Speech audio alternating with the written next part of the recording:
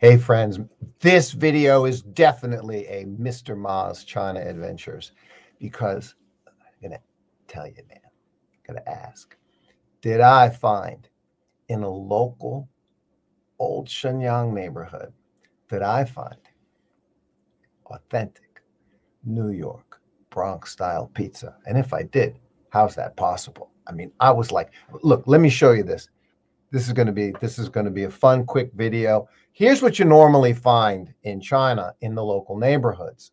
Okay, let me show you a couple of pictures. See that? That's the door of an old fish restaurant in downtown Shenyang.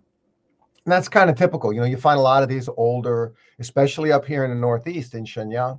You're going to find a lot of these older buildings from the early 1920s. A lot of great history up here in the north in Liaoning province, you know, used to be the capital and the Japanese War. I mean, all the history. It's amazing stuff. You find a lot of this kind of architecture. And you find this guy, local worker, you know, is what you find. Right? There you go. This is China. And you find this, which is, let me describe to you the local Chinese Western restaurant or local Chinese pizza shop.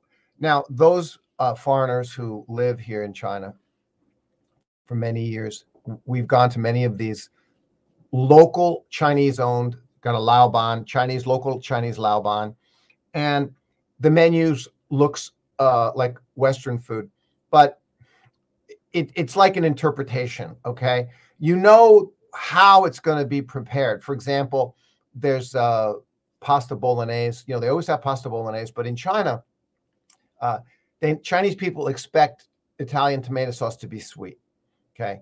Not the authentic thing. So it's sweet. They put sugar in the sauce, you know? So it's very predictable. And needless to say, the pizza's not so good. So when you, I mean, for most local Chinese pizza restaurants, Pizza Hut is 1,000 times better, okay? You get some pretty strange local pizza. Okay, not good. Okay, so you're looking at it right here. Local, the pizza box. Okay, now this is across the street from my mother-in-law's house. You know, local, I'm talking local neighborhood. So this is what you typically find here in China. You know, you're not expecting the food to be great. You're just, you know, you're going to get this strange kind of like a McDonald's interpretation of a hamburger. It's, you know, you want a real hamburger, you go to a restaurant and order a burger plate or a hotel, right? 5-star restaurant and a hotel. But if you want a burger, you go to McDonald's. Well, you know, it's not really the same. It's McDonald's. It's its own unique kind of, it's a very specific, a Big Mac is a Big Mac. It's a very specific thing, right? And it's not the same. So that's the story here. Western cafe restaurants that are owned by local Chinese. God love them, wonderful people, but they have their own unique interpretation of what they think Western food is and how it's prepared and how it tastes, which is why it's especially, now we're not talking about Shanghai, we're not talking about Beijing, we're not talking about Shenzhen or Guangzhou, where you're going to have more expats. We're up here in Shenyang, and that's why it's such a joy. If you find a local amazing pizza shop, it's a joy, right? Or a nice local Italian restaurant. Now, here in Shenyang, there's plenty. You got La Taverna Vigna, Italian, Veneer, Adams, Bronx Pizza, the real deal, which I always brag about. Paul's Kitchen for German sausage, all kinds of great restaurants. Black Sheep for steaks, all kinds of, well, I said all kinds of, yeah, there's all kinds of good Western-run restaurants here. It's like a half a dozen. They're run by foreigners. That's not what I'm talking about. I'm talking about Western restaurants that are run by Chinese. Ooh, that's a different thing. Now, here in Shenyang, the eastern part of the city, the older original part of the city, mother-in-law's been living there for decades. And you can see by the picture, you can see the walk-up area where she lives.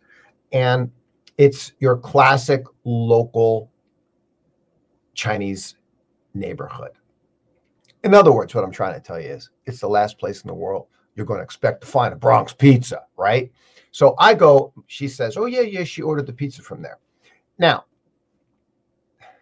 my mother-in-law, she's wonderful. She likes durian pizza. Now, if any of you know what durian is, which is like an Asian fruit thing, and it has this smell, you either love it or you hate it. And I'm one of the ones, I hate it, and my mother-in-law loves it. And the sacrilege of sacrilege for Italian pizza is putting ham and pineapple on a pizza. I mean, when they invented this is a sacrilege against the church of pizza, right?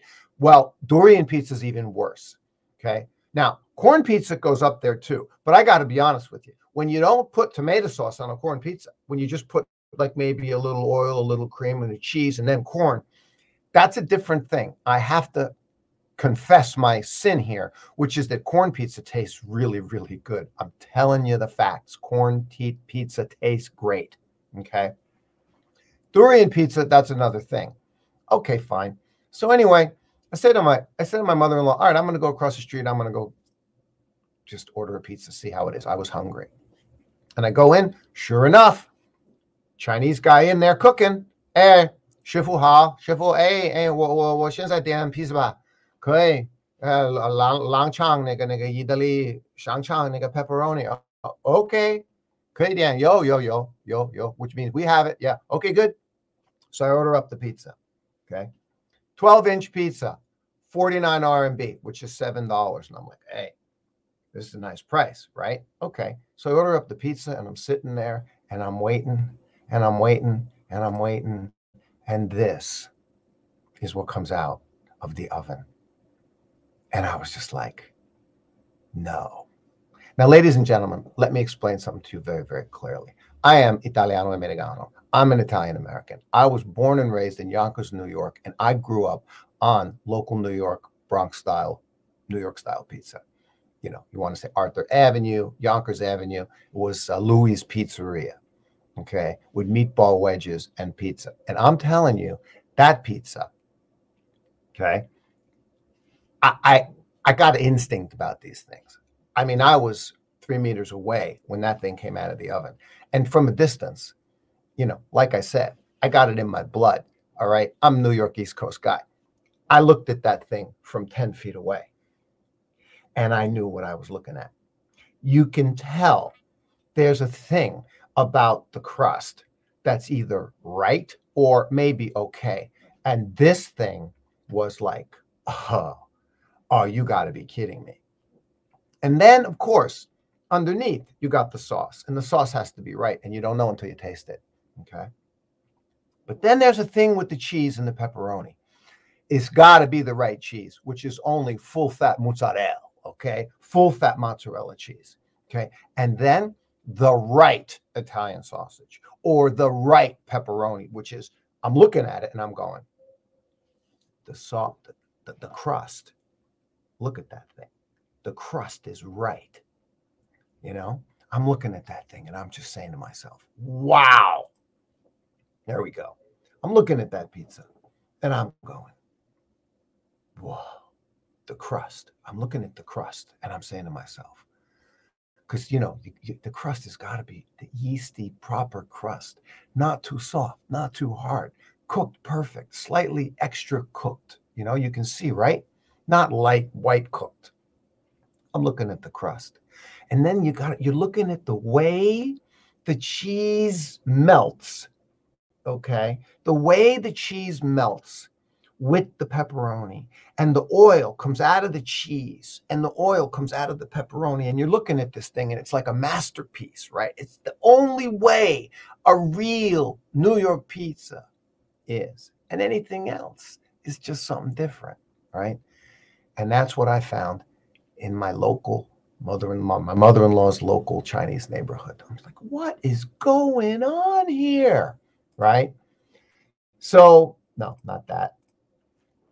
So it is called Pizza Box. I inform everybody in my WeChat group right away.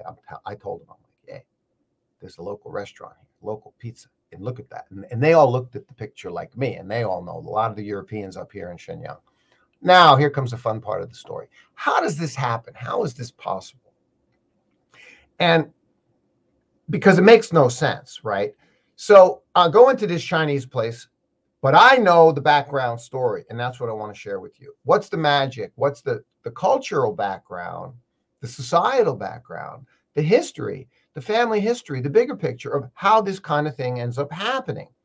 And it's a really nice and sweet and interesting traditional culture story. Very much the same as my own family here. Why did my wife and I finally move here to Shenyang? To take care of her mom. We were together for 15 years. 4 years ago, finally, and mom's getting older. We got to go to Shenyang and live in the hometown, take care of mom. Great. And we did that. Well, lots of Chinese do the same thing. So I'm looking and I'm going, okay, there's got to be an explanation for this. So this pizza pops out of the oven. And right away, I said to myself, oh, I think I know what's going on here. And I said, 师傅，你是不是专业的厨师？你是不是在国外，在酒店、五星酒店里面，你是不是有厨师的工作？ And what I just said in Chinese was, excuse me, boss, the guy cooking, guy who made the pizza. I said, hey, you're a professional chef. You're Chinese. You worked overseas in some 5-star hotel. You're a real chef working in a 5-star hotel. And then you came back to your local neighborhood. Right? And then you came back to the local neighborhood to take care of the family. He says, 对了，没错。对。That's the story. That's how it works. Okay. So you got a lot of these professionals, Chinese chefs, they go and they work with the hotel chains or other, 5-star restaurants. They go to the hotel. Once they get to the hotel, that's when a lot of times they go in at a lower level, and then they get the real deal professional training, or they go to cook school. Okay. And in this guy's case, he went to restaurant school here in Dongbei at Dongbei Dashue. He told me at the university here. So he was planning on this. This is what he did. And, life in a hotel business can be kind of an amazing experience. You work hard. You're always working in a hotel, but you can go all over the world once you start working for 5-star hotel brands. Once you get one good job, you get a 2-year assignment. Next thing you know, they have in their HR system all over the world. They have properties, right? And you just put in for where you'd like to go work. And so hotel people, they move around a lot. It's a very interesting and unique lifestyle. A lot of it is the fact that your life is that hotel, especially if you're a manager, director, like a 厨师, a professional chef will move on to food management. He'll end up managing the whole restaurant. Then he becomes a hotel manager, or second manager of the hotel, learns how to run the whole hotel, all the other operations of the hotel, how to liaise with housekeeping and events. And next thing you know, the guy's an F&B director, the guy's a GM of the hotel, and this is the life. It's a full, all-consuming life. When you're a hotelier, when you're an F&B director, you're putting in your life is there at the hotel.